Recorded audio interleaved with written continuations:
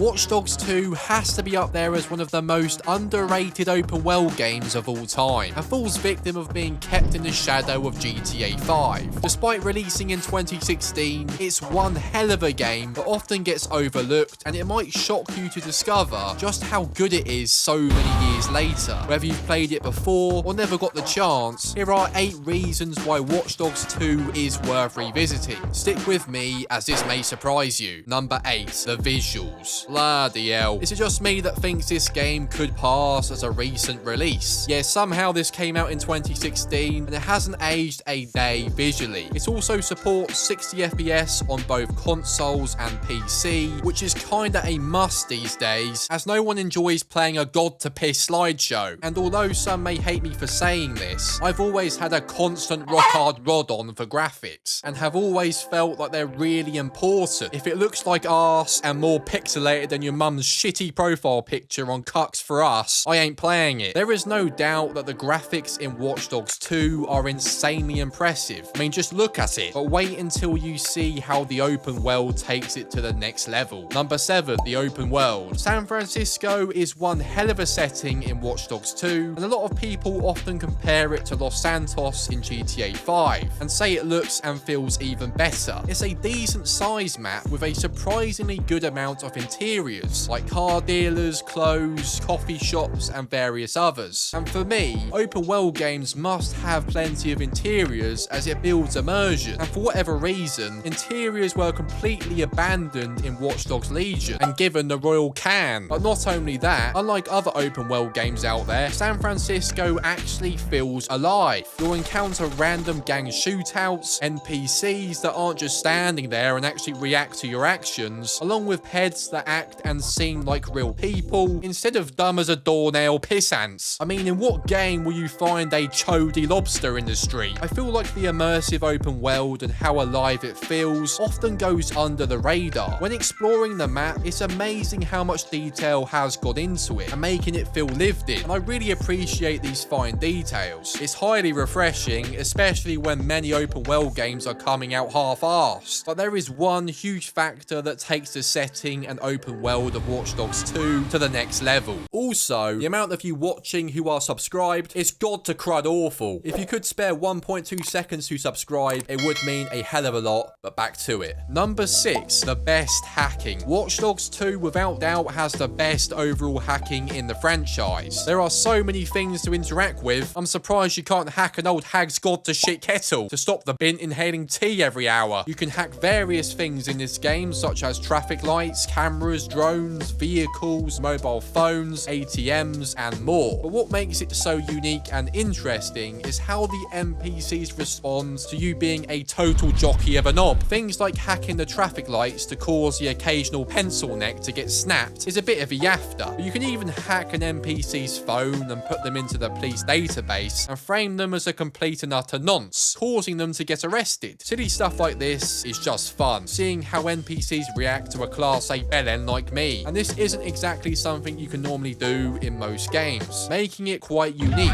You've really got to see this for yourself firsthand. So with the hacking being so damn fun, Christ, what is it like playing with online players? Number 5, multiplayer. Although Watch Dogs 2 is mainly a single player game, you cannot overlook the multiplayer. Shockingly, despite this game releasing a while ago now, the online servers are still surprisingly active, and I was able to find players piece of piss. Better yet, I absolutely love the hacking invasion game mode, where you have to hack another online player without getting detected. It's basically hide and seek but on roids, and I don't know why, but I just find it really fun. I mean, look at this knobhead not realising I'm hiding in this pickup truck in plain sight, whilst he runs around like God to flip Daredevil not seeing me, you silly cocksack. Not just that, you can play 2-player co-op and explore the open world, do races, and various other game modes. It's amazing that the servers are still active, but I guess that just proves how fun these game modes really are. But Watch Dogs 2 wouldn't be the game it is without this next reason. Number 4, parkour. Have you ever wanted to play Assassin's Creed but in the modern day? Well, Watch Dogs 2 is the closest you'll ever get to it, as it has by far the best parkour in the franchise, and for whatever reason they completely ditched it in Legion, which was quite disappointing. Nonetheless, the parkour in this game often gets overlooked or completely forgotten forgotten about, but it really shouldn't be. I mean, just look at how good it can be if you know where and how to use it.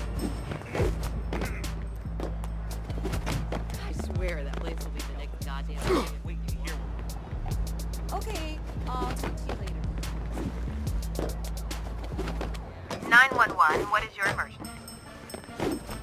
Yes, it's not to the level of Assassin's Creed, and you ain't no Peter Parker, but the animations are insanely clean. Number 3, customization. Bloody hell, I genuinely forgot just how much customization there is in Watch Dogs 2. The first game got a load of stick for not allowing players to customize Aiden too much, which would often result in wearing this classic coat most of the time, that I can 100% guarantee stinks a piss, and it looks like it was purchased in the clearance section in the George. However, in Watch Dogs 2, they really listen to the fans, and Jesus, just look at how many items of clothing you can purchase for Marcus. I mean, don't let your missus play it. She'll be on it all night with how much God to Christ clothing there is in this game. It literally feels endless. But there is still one huge aspect of the gameplay that often gets overlooked. Number 2, the missions. So because of the unique aspects to the gameplay we've spoke about already, missions in this game are an absolute pleasure. Sneaking into restricted areas and just pissing around with the NPCs is a guilty pleasure of mine, and for some reason it never gets old. From blowing this utter knob jockey up to getting this bloke in a half Nelson, this game is so damn satisfying. Comparing this to the god-awful stealth in Star Wars Outlaws, it's like comparing hemorrhoids to the sweet smell of freshly cut grass. Whether you call the local mafia boss on some poor arsehole or just give someone a royal twatting, the missions in this game are fun and let you have the freedom to approach them whichever way you desire. Whether you want to use drones, this whirly-gig, or running loud and airy, it's your choice. But wait until you see this final reason to play Watch Dogs 2. Finally, number 1, the incredible value. Most importantly of all, it's not going to cost your nan's life to buy this game, and it's even on the Xbox Game Pass and PS Plus at the time of this video going live. If you're on PC or don't have the Game Pass or PS Plus, don't pay silly money for it. You can grab it piss cheap on Instant Gaming, link in the description down below. No fuss, instant delivery, Bob's your uncle, cucks your aunt. It's bloody easy. It's really a no-brainer to give Watch Dogs 2 a chance, whether you've played it before or not. It's the best game in the franchise, and if you enjoy the game as much as I do, give the video a like rating. Also comment down below your honest thoughts on it. I would love to know what you think and whether you believe there should be a Watch Dogs 4. And to find out whether Assassin's Creed Syndicate is worth playing after a free update out of nowhere, which was pretty interesting to be honest, make sure to click the card on screen. You don't want to miss this video. Thank you for watching as always, and I'll see you next time.